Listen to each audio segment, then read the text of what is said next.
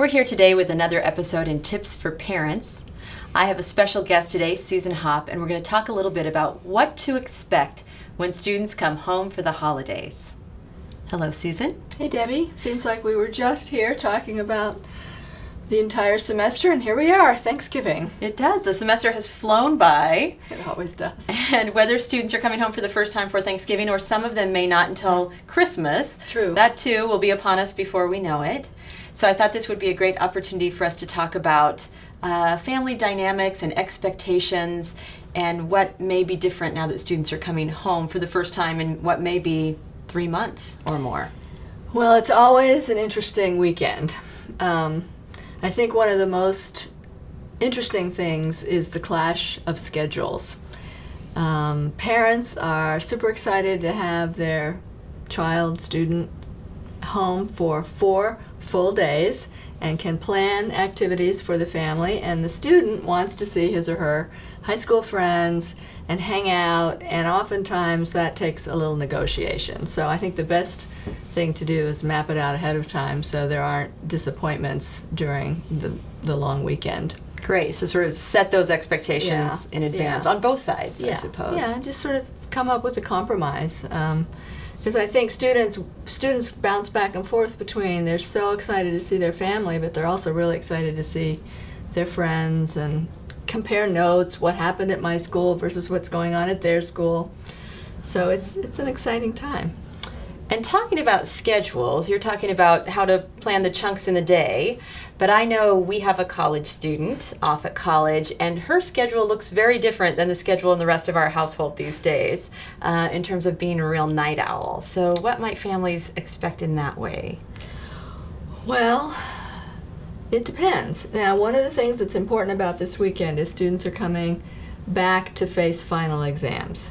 So they may be on a schedule where they're trying to see their friends and then study a lot because they're coming back and they're very worried about final exams. Some students may not feel so worried about it, and they're going to spend more time socializing, which means very late at night sleeping in, which isn't what most families tend to do. So again, let's have a conversation about what time breakfast is, or brunch, or lunch, or dinner, or fend for yourself.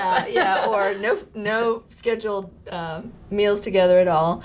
But I think it's really hard for parents sometimes to realize that students don't have a curfew in college, and we on the college side trust that they are going to manage their time well. So I think that's a good time to sort of hold your breath and let them manage their sleep time, play time, study time, just as they would here at school. Now, in talking about curfews, that I believe will be harder to enforce than ever if you're going to even try to enforce one, because students have been so independent. But I think that as a parent, we think 9 months out of the year you might not know what time your student comes home, and that doesn't bother you. But when they're in your house, it feels a little different.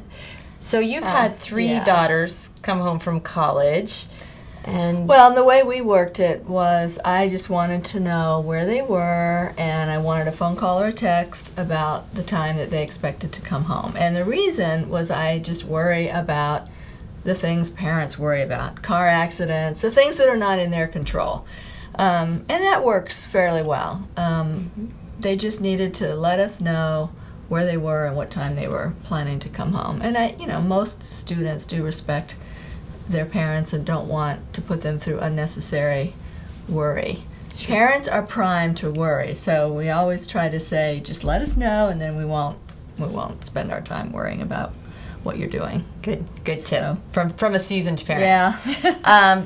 So another thing I know in our household, things have shifted a little. So with our oldest off at college, we sort of expanded, and one of the other kids moved up into her bedroom. So that's going to create an interesting challenge when she comes home in terms of where people are sleeping, but maybe even more so just that kind of dynamic overall of I've talked to a lot of parents who have had the same experience, and it seems very practical from the family's perspective. It's like, oh, okay, well, this room is not being used anymore. We need it for X, Y, and Z. But it's a psychological effect. I mean, how students can interpret it is, I'm not part of the family anymore. You gave away my space. So I think it's probably just a good thing to talk about. And especially in your family, it's pretty exciting to have one of the younger ones move into the big sister's room, and she'll get a kick out of that. But in my case, it was just more room to spread out. And, it was fine. Sure. But I think as long as the student knows that you're not displacing them or they're still a member of the family, they're going to be okay with it. Right. Just that sense of things have changed while I've been gone. I think you sort of think in some ways as the student, your come home is going to be preserved, right? Yeah, it's okay if the student changes, but families aren't ever supposed to change. So talking about that, the student changing a little bit, college is a time where they're introduced to new ideas, new habits. Sometimes it's the case when students come home for break and they're different than parents might have expected. So what might parents be ready for maybe, and what, in your experience, how do they cope with that? Well, I think it's hard for us to realize how much a student can change in 2 to 3 months. And what I've seen is a lot of political changes, especially in a year like this where we're pretty active in terms of campaigns and referendums and voting, because colleges are sort of hotbeds of discussion, and students may really come to arrive at a different political place than they were when they left. And that can be really hard for parents. The same is true for religious activities. A student who has been very active in their church may decide or that's not what they want to do anymore, and that's a really tough thing for parents. I think the best thing to do is to sit down and have your son or daughter describe what their thinking is, what shaped their thinking, the conversations they've had. The other thing that this Thanksgiving or Christmas weekend is the big time to have the conversation with the girlfriend, boyfriend from home.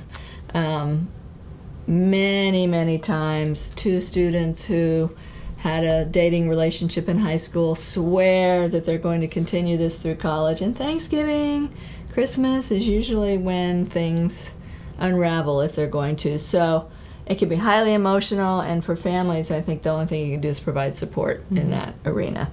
Great. Anything else you'd want to tell parents about what they might expect? Well, this is only the first 2 months, so there's going to be a lot of change and development over the next 4 years, but it will be at a slower pace. This is the most marked difference we typically see, and it's because everything is new, and students often are very caught up with sort of some of the new things they've experienced, and they'll get back to sort of a balanced nuance. And sometimes it may seem as if students don't want to have the connection with their families as much, but it all tends to even out in the end. I mean, it's just a time of asserting independence and really making sure that the family knows I'm a college student now, and we have to respect that, and we'll come to a happy medium. Thank you so much. So parents, just to sum up, it's an exciting time. It can be a stressful time. Looking forward to home visits and the holidays for both you and your students, but as much as you can, set up those expectations in advance, and just clear lines of communication will help you all have a really wonderful visit. Thank you so much. Thanks.